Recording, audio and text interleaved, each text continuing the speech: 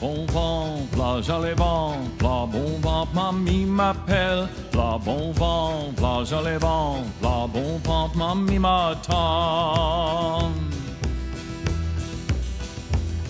Derrière chez nous, y est une étang. Today we are going to tell a story of Louis and the haunted sugar cabin. That story took place a long time ago during the Sioux French heritage. Here's how the story goes. There was a man named Louis. Louis was a sucrier, which means he made maple syrup and maple sugar. He made the best in the land. There was one problem though. Every springtime, Louis would go into the forest and he would harvest the same maple trees on the same land and work in the same cabin.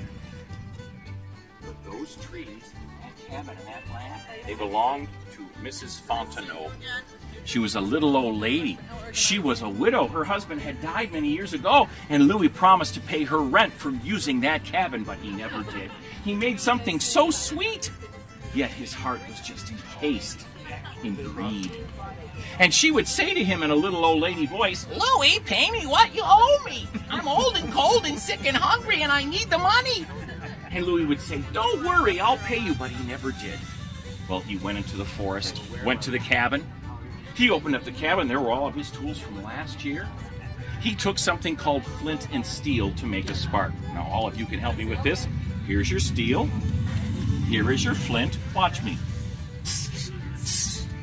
Watch my hands. The spark flew onto the wood, and the smoke rose up the chimney. And Louis heard a scary sound. I'll teach it to you. Let me hear you. Louis didn't know what that was. He opened up the door. He looked outside, but all he heard was the wind. Louis went back inside. The fire was out. Huh. Well, maybe there was a cold breeze coming down the chimney. Louis didn't think much of it. He took his flint and steel. Let's do it again.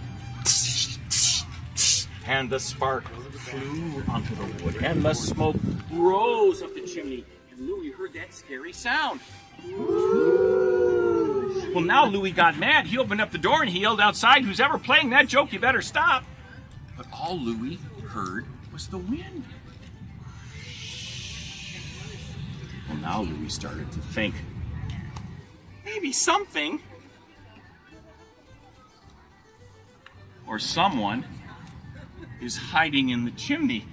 Maybe it's the ghost of Mr. Fontenot come back to haunt him, because he didn't pay the rent for the cabin, and he could still hear Mrs. Fontenot's voice. Louis, pay me what you owe me. I'm old and cold and sick and hungry. And Louis thought, that's crazy. There's no such thing as ghosts. He took his flint and steel again. Let's do it.